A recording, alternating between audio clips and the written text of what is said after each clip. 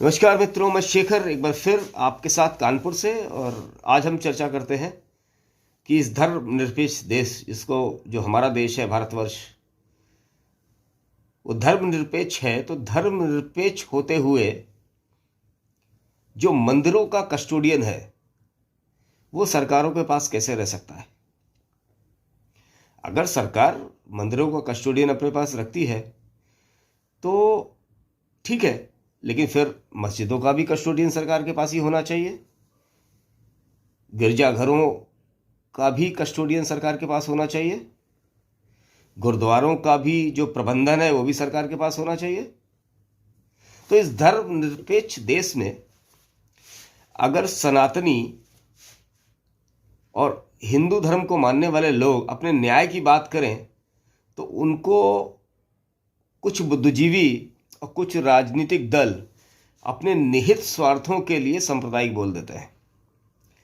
देखिए मित्रों, आज ये बात जो है वो एक हमको न्याय की बात करनी है। हमको किसी से ऊपर कोई स्थान नहीं चाहिए, लेकिन हमको वो तो न्याय मिलना चाहिए जो आप दूसरे लोगों को दे रहे हैं। इसी परिप्रेक्ष्य में हम एक सुप्रीम कोर्ट, हमारे जो मी लॉर्ड्स हैं, उनके एक आदेश आया है इस शुक्रवार को, अभी लास्ट फ्राइडे को। तो एक उसका थोड़ा सा बैकग्राउंड मैं आपको बताता हूँ। वो बैकग्राउंड ऐसा है कि सनातन धर्म को मानने वालों के लिए 12 ज्योतिर्लिंग बहुत ही पवित्र स्थान माने जाते हैं। शंकर जी का स्थान है, महादेव का स्थान है। उसमें से एक ज्योतिर्लिंग आंध्र प्रदेश के कुन्नूर डिस्ट्रिक्ट में स्थित है, जिसका नाम है श्री शैलम जी।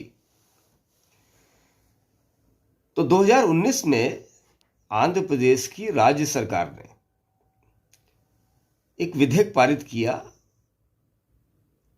जिसके अनुसार कि जो भी श्री शैलम जी का जो परिसर है उसमें जो भी दुकानें हैं, व्यापारिक लोग हैं, जो भी धार्मिक उपस्थिति से अपना जीविकोपार्जन करते हैं, उस परिसर के अंदर कोई भी जो हिंदू या सनातन को मानने वाला नहीं है उसको हम ऑक्शन में सम्मिलित नहीं करेंगे। उसके बाद वहाँ पर कुछ उस परिसर के अंदर कुछ 25-30 मुस्लिम इस्लाम को मानने वालों की दुकानें थी। तो वो हाई कोर्ट गए, आंध्र प्रदेश हाई कोर्ट में। तो हाई कोर्ट ने भी यही आदेश दिया कि ये व्यवस्था एकदम ठीक है, ये उनकी मान्यता है, वहाँ पर किसी दूसरे लोगों का स्थान की अनिवार्यता नहीं है। उसके बाद शुक्रवार को हमारे जो मी लॉर्ड्स हैं, सुप्रीम कोर्ट है, उन्होंने एक आदेश दिया। और वो आदेश ये था कि आप किसी को अपने मौलिक जीविकोपार्जन के अधिकार से वंचित नहीं कर सकते। तो उन्होंने ये सारी भूमिका खारिज कर दी। ठीक बात है मी लॉर्ड्स, आप तो प्रभु हो, मी लॉर्ड्स हो, आपका नाम लॉर्ड से ही है, आप अंग्रेजों की उत्पत्ति लग रहे हो, और लॉर्ड तो शब्द वहीं से आया हुआ है। लेकिन मी लॉर्ड, क्या ये हमारा मौलिक अधिकार नहीं है? सनातनियों का मौलिक अधिकार नहीं है? ये मेरा इंडिविजुअल, मैं शेखर मिश्रा, जो मंदिरों में इतने सालों से हम परिवार के साथ जाते हैं, जो भी दान पात्र में देते हैं, वो तो एक श्रद्धा भाव जो हमारे अपने आराध्य के प्रति है, हमारे अपने सनातन धर्म के प्रति है, हमारी अपनी सनातन मान्यता के प्रति है। वो जो दान हमने दिया है तो हमें इतना अधिकार तो मिलना चाहिए। वो दान सनातन के लिए, हिंदू धर्म की जागृति के लिए, उसके प्रसार के लिए उस धन का उपयोग होना चाहिए माननीय। चलिए, इस चीज को अगर आप नहीं मानते हैं तो मिलॉर्ड, फिर सारी सरकारें धर्मनिरपेक्षता के तहत मस्जिदों का भी संचालन सारी सरकारें करें। गुरुद्वारों की भी का भी संचालन सारी सरकारें करें, उनका ऑडिट वो भी सारी सरकारें करें। गिरजाघरों का संचालन, उनका ऑडिट, और उनसे जो धन मिलता है उसको भी इस देश की सेवा में लगाया जाए। केवल सनातन और हिंदू धर्म को मानने वालों का जो श्रद्धा है, जो अभिव्यक्ति है अपने आराध्य के प्रति, जो वो दान देते हैं, उसका उपयोग तो सामाजिक तौर पे, चूंकि सरकार वहाँ पर मीडिएटर रहती है, तो वो तो सरकार के पास पैसा जाता है, वो उस पैसे का उपयोग मदरसों में उलेमा जो रहते हैं उनकी तनख्वाहों के लिए भी होता है, रोड बनाने के लिए भी होता है। तो माननीय, हम अगर धर्मनिरपेक्ष हैं, सेकुलरिज्म की जो बड़े बड़े पंडित इस भारतवर्ष में हैं, बड़े बड़े मठाधीश, बड़े बड़े ज्ञानी पुरुष जो मीडिया में बैठ के सेकुलरिज्म की बातें करते हैं, तो हम अगर अपना अधिकार माने तो हम सांप्रदायिक हो गए।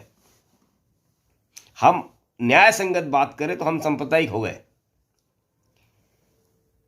तो भाइयों, इस वीडियो के माध्यम से आप सभी लोगों को ये समझना पड़ेगा, आप जो अपने आराध्य को मान के मंदिर में जो दान करके आते हैं ना भाई साहब, उसमें कई राज्यों में, कई प्रदेशों के अंदर पूरा तंत्र जो है वो सरकार के पास पैसा जाता है। उसी पैसे से आपकी श्रद्धा, सनातन धर्म को मानने वालों से मैं ये क्वेश्चन कर रहा हूं, वो पैसा सरकार अपनी कस्टडी में लेके उलेमाओं को और सारे पंथों को जो मानने वाले भारतवर्ष में है, उनके लिए, उनकी सोशल कॉज के लिए आपकी जो आराध्य मनी है वो वहाँ पर जाती है। तो अगर ठीक है, हमारी जाती है, ठीक है, जाए, कोई फर्क नहीं पड़ता, हम तो धर्मनिरपेक्ष लोग हैं। तो मस्जिदों के अंदर जो होता है, गुरुद्वारों के अंदर जो होता है, गिरजाघरों का जो गवर्नेंस है, तो आप अगर धर्मनिरपेक्ष देश है, सेकुलर है, तो उनको भी इस कानून के तहत आना चाहिए। ये कानून अंग्रेजों ने बनाया था मित्रों 1939 में, सनातन और हिंदुओं के को दबाने के लिए, चूंकि उनको मालूम था इनको हम और समुदायों से अलग नहीं करेंगे तो इस देश में राज्य नहीं कर पाएंगे। वही व्यवस्था आज तक भारतवर्ष में चल रही है। और माननीय मीलॉट्स का जो आदेश आया है वो उसी व्यवस्था की तरफ इंगित करता है कि धर्मनिरपेक्ष अगर किसी को होना है तो वो सनातन और हिंदू मंदिर व्यवस्था को मानने वाला, मंदिर का जो सिस्टम है, उनके जो बाउंड्रीज हैं, उसका सिस्टम तो सरकार, उसके सिस्टम में तो सुप्रीम कोर्ट इंटरफेयर करेगा, मीलॉट्स इंटरफेयर करेंगे, लेकिन मस्जिद, गुरुद्वारे और गिरजाघरों में नहीं करेंगे। तो इस व्यवस्था को मित्रों आप समझें। ये धर्म, चूंकि आप आवाज़ उठाएंगे, ऐसे ही उत्तराखंड में हुआ था। उत्तराखंड में जो हमारे 4 धाम हैं, सनातन धर्म को मानने वालों के 4 धाम हैं, वहाँ की जो व्यवस्था थी, वहाँ की व्यवस्था में जो रावल हैं, जो पंडित लोग हैं, उनके साथ में जो सीईओ होता था, आईएएस होता था, और उसके बाद मुख्यमंत्री, मुख्य सचिव और ऑल इंडिया रैंक का एक अधिकारी वो समिति में होता था। वो 4 धामों के मंदिरों को गवर्न करता था। आप समझिए, यह अंग्रेजों की व्यवस्था थी 1939 की। तो ये केवल हमारे साथ ही क्यों हो रहा है मित्रों? ये मस्जिदों में भी अप्लाई होना चाहिए, हम तो धर्मनिरपेक्ष हैं। ये गुरुद्वारा में भी होना चाहिए, हम तो धर्मनिरपेक्ष हैं। ये तो गिरजाघरों में भी होना चाहिए, हम तो धर्मनिरपेक्ष हैं। जो धर्मनिरपेक्षता का जो पूरी जिम्मेदारी सनातन के ऊपर ये लोग कर देते हैं, इन सब चीज़ों को मित्रों हम सब लोगों को बहुत ही जागरूकता के साथ समझने की ज़रूरत है। और माननीय मीलॉट्स तक हम लोगों का मैसेज, चाहे वो सरकार हो चाहे वो मीलॉट्स हो, वो मैसेज अगर आप भाई साहब अगर आवाज़ उठाएंगे ना, उत्तराखंड में हो गया है, तमिलनाडु में लोगों ने आवाज़ उठाई। उत्तराखंड में मैं बताऊं आपको, बीजेपी की गवर्नमेंट थी। वहाँ के जो पिछले मुख्यमंत्री थे, जब वो इस कानून को और आगे बढ़ाए तो उन्होंने केदारनाथ धाम में मुख्यमंत्री को दर्शन नहीं करने दिए। तब मिस्टर धामी वहाँ के नए मुख्यमंत्री बने, उन्होंने रिफॉर्म किया। तमिलनाडु में अंदर भी यही मंदिर के साथ हुआ, जब लोग खड़े हो गए कि नहीं, हमारे साथ ही धर्मनिरपेक्षता का हमारे ऊपर ही क्यों, वहां भी हुआ।